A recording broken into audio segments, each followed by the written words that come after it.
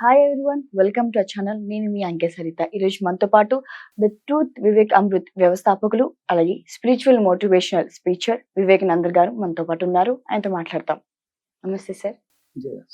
ఇందాక మనం మాట్లాడుకున్నట్టు ఎలా బోధిస్తారంటే చెప్పారు చాలా క్లియర్ గా. ఇప్పుడు నాకైతే ఓవర్ నమ్మకం వచ్చేసింది. మీకు 2 days కాదు, 1 day చేస్తేనే ఒక మనిషి మీరు మార్చేయగలుగుతారు. సో ఇందాక మనం మాట్లాడుకున్నట్టు గురుగారు, మానవుడు ఎలా వచ్చారో కొంచెం మాకు ఒక 2-3 minutes చెప్పారు. యాక్చువల్ గా నాకు ఎప్పటి నుంచి ఉన్న క్వశ్చన్ ఇది. చిన్నప్పుడు నా స్టోరీస్ లో కూడా, అంటే నేను చదువుకున్న టైంలో కూడా, మానవుడు కోతి వల్ల వచ్చాడు, రివల్యూషన్ అయింది, ఇలా పెరిగారు, అడవిలో సంచరించారు, ఆ తర్వాత మానవ రూపం వచ్చింది అని తరచుగా వచ్చిన స్టోరీస్ స్టిల్ నవ్వు కూడా అది జరుగుతుంది. యాక్చువల్ గా మానవుడు ఎలా వచ్చాడు నాకున్న క్వశ్చన్. తర్వాత దాని గురించి మీరు ఎక్స్ప్లెయిన్ చేయండి. దాంట్లో అందులోనే భాగంగా మన కరోనా వచ్చింది అంటే అప్పుడు చైనా వాళ్ళు ఏదో చేశారు, ఏదో తిన్నారు, అందుకే కరోనా వచ్చిందని చాలా మంది అన్నారు. సో మన పెద్దవాళ్ళు ఏమంటారంటే, అది తింటే మనకి నెక్స్ట్ పాపం ఉంటుంది, ఆ పాపం ఉంటే మనం నెక్స్ట్ జన్మ అలాగే పుడతాం. బల్లిని చంపితే బల్లిని మనము అది పాపం శపిస్తుంది, అలాగే పుడతాం.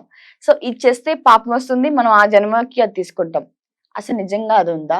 మానవుడికి ఇంకో జన్మ ఉందా? ఇవన్నీ క్వశ్చన్స్ కి మీరు క్లారిఫై ఇవ్వాలి. సో అనేక ప్రశ్నల వర్షం మీద నా మీద కురిపించారు. నిజంగానే మీ సందేహాలన్నీ సరైనవే. సత్యం తెలిసినప్పుడు పుట్టుకు రావాల్సిన సందేహాలే మీలో పుట్టుకొచ్చాయి. సత్యాన్ని ప్రతి ఒక్కరికి తెలియజేయాలన్న మీ నిజాయితీని మరొకసారి అభినందిస్తూ, ఇలాంటి చక్కటి ప్రశ్నల వల్లనే సరైన సత్యం 10 మందికి చెప్పగలిగే అవకాశం వస్తుందని మరొకసారి మీకు కూడా గుర్తు చేస్తూ, మీ ప్రశ్నల్ని నేను రిపీట్ చేస్తాను. Correct me if I'm wrong. నేను సరిగ్గా అర్థం చేసుకోగలిగాను లేదో మీరు చెప్పండి. మొట్టమొదటిగా మీరు ఏమన్నారంటే, ఇన్నాళ్ళు మనందరూ నమ్మిస్తూ వచ్చారు. ఏమనంటే 84 లక్షల జీవరాశులు ఉన్నాయని. మనం మొట్టమొదటిగా ఓ పాకేదానిగాను ఎగిరేదానిగాను జన్మించామని. అక్కడ పుణ్యం చేయటం వల్ల ఇవాల్వ్ అయ్యి మళ్ళీ ఈగగా, ఈ ఈగ నుంచి దోమగా, దోమ నుంచి ఇలా పందిగా, పంది నుంచి కోతిగా, కోతి పుణ్యం చేయటం వల్ల మళ్ళీ మనిషిగా వచ్చామని నమ్ముతూ వచ్చాం. ఇవాళ నేను సడన్గా వచ్చి అదంతా అభూత కల్పనే, మన 84 లక్షల జీవరాశుల నుంచి రాలేదు అని 2వ అధ్యాయం 12వ శ్లోకాన్ని ప్రతిపాదించి, మనందరం ఏకకాలంలోనే ఆవిర్భవించాం, మన నుంచి సృష్టి వచ్చింది కానీ సృష్టి నుంచి మనం రాలేదు అని చెప్పడం జరిగింది. ఇప్పుడు మీ సందేహం ఏంటంటే, ఇన్నాళ్ళు మనం జంతుజాలం యొక్క పరిణితిలోంచి మానవుడు వచ్చాడని నమ్ముతున్నాం కదా, మరి మనం ఎలా వచ్చాం జంతువుల నుంచి రాకపోతే అన్నది మీ ప్రశ్న. రెండో ప్రశ్న ఏంటంటే, ఇన్నాళ్ళు ఇది చేస్తే పుణ్యం వస్తుంది, ఇలా చేస్తే పాపం వస్తుంది, ఈ పుణ్యం వలన తదుపరి జన్మలో ఇంత అద్భుతంగా జన్మించవచ్చు, ఈ పాపం వలన తదుపరి జన్మలో ఇంత దారుణంగా జన్మలు వస్తాయి ఎగ్జాక్ట్లీ అనేది మీ ప్రశ్న. ఈ 2 ప్రశ్నలు సమాధానం. తర్వాత 3వ ప్రశ్న ఏంటంటే, జన్మలు పునర్జన్మలు ఉన్నాయా అసలు లేవా అన్నది మీ ప్రశ్న. సో ఈ 3 ప్రశ్నలకి సమాధానం ఈ సంచికలో పూర్తయితే అవుతుంది, లేకపోతే మనం ఒక్కొక్క ప్రశ్నని సంక్షిప్తంగా ఒక్కొక్క సంచికగా చెప్పుకుందాం. సో మొట్టమొదటి ప్రశ్న, మన ఆవిర్భావ రహస్యం ఏంటి అన్నది మీ ప్రశ్న. నేను మిమ్మల్ని ఒక ప్రశ్న అడుగుతున్నాను. బంగారు తల్లి, మనందరం ఎంత చక్కగా నమ్ముతూ వచ్చాంరా. మనం ఫస్ట్ ఏగగా వచ్చాం, ఈగ నుంచి దోమగా వచ్చాం, దోమ పుణ్యం చేస్తే ఈగ నుంచి దోమగా వచ్చాం కాదు, ఈగ పుణ్యం చేయటం దోమగా వచ్చాం, దోమ పుణ్యం చేయటం వల్ల ప్రమోషన్ వచ్చింది, లాస్ట్కి పంది అయ్యాం, పంది నుంచి కోతి అయ్యాం, కోతి నుంచి మానవుడు. మరి ఈగ ఎలా వచ్చింది? మనం పంది నుంచి మానవుడు, పంది నుంచి కోతి, కోతి నుంచి మానవుడు అని చెప్తున్నాం కదా. మన జంతుజాలాల నుంచి రాలేదని. మరి సరే బాగుంది, మరి జంతువు ఎలా వచ్చింది? I'm making it very clear. అసలు మన కామన్ సెన్స్ని ఎలా అటాక్ చేశారో చూడండి. నేను వచ్చి ఏమంటున్నాను, మనం జంతుజాలాల నుంచి రాలేదు అని చెప్తున్నాను.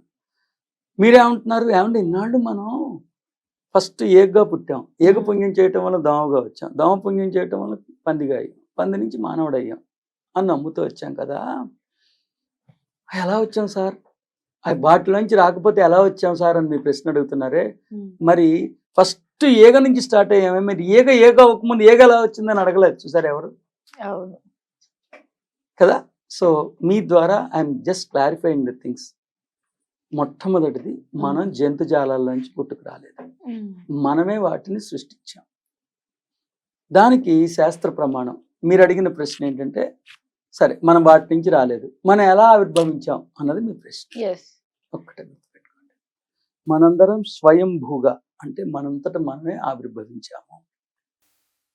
అంటే మన తొలి స్థితి ఏంటి అన్నది మీ ప్రశ్న అడిగితే దానికి శాస్త్ర ప్రమాణం చెప్తున్నా. మనందరం మాతృగర్భాలయం, మనందరి గర్భాలయం ఓంకారం. The birth place, the womb of every entity, the particle, the beautiful stars, the beautiful moon, everything birth place కదా మీరు అడిగేది. మీ ద్వారా సాధకులందరికీ సవివరంగా తెలియజేస్తున్నాం. మనందరి ఆవిర్భావ రహస్యం, మనందరి గర్భాలయం ఓంకారం. ఇంత సంక్లిష్టమైనది ఈ టీవీ సంచికల్లో చెప్పడం కష్టమైనప్పటికీ మీరు సిన్సియర్గా అడిగారు కాబట్టి నేను ట్రై చేస్తున్నా. ఓ శాస్త్ర ప్రమాణాన్ని మీ ముందు ఉంచుతున్నా. మాండుక్యోపనిషత్. ఈ ఉపనిషత్తులో కల్లా చాలా ప్రధానమైన ఉపనిషత్తు అది. మాండుక్యోపనిషత్ యొక్క తొలి శ్లోకం ఏముందండి?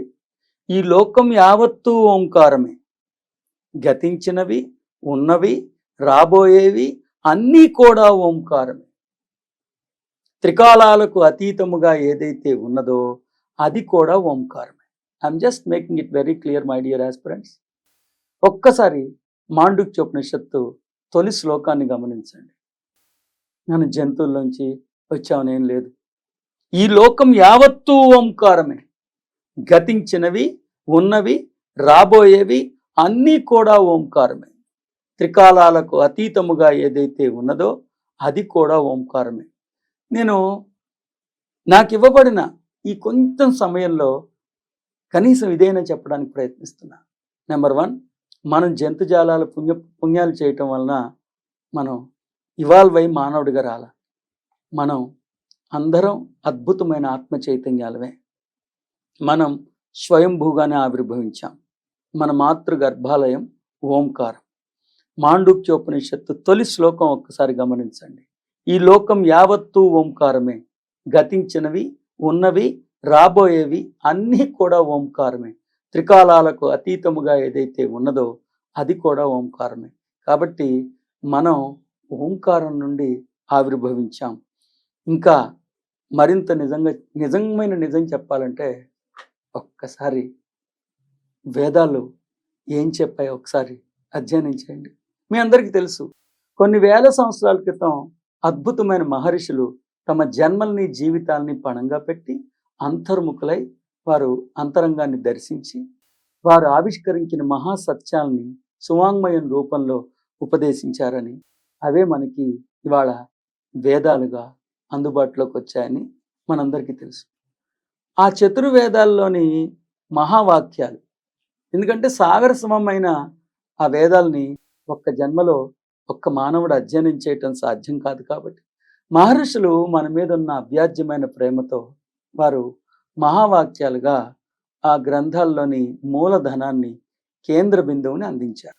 ఆ మహావాక్యాలు అహం బ్రహ్మాస్మి, తత్వమసి, అయమాత్మ బ్రహ్మ, ప్రజ్ఞానం బ్రహ్మ.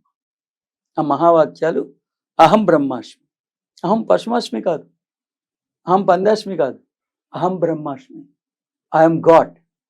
తత్వమసి, నేనెంత అద్భుతమైన దైవమో మీరు అంతే అద్భుతమైన దైవం.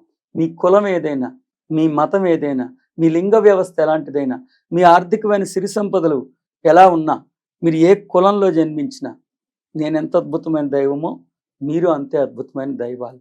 అయం ఆత్మ బ్రహ్మ, నా హృదయాంతరంగంలో కొలువయ్యున్న ఈ ఆత్మ కూడా దైవమే, ప్రజ్ఞానం బ్రహ్మ.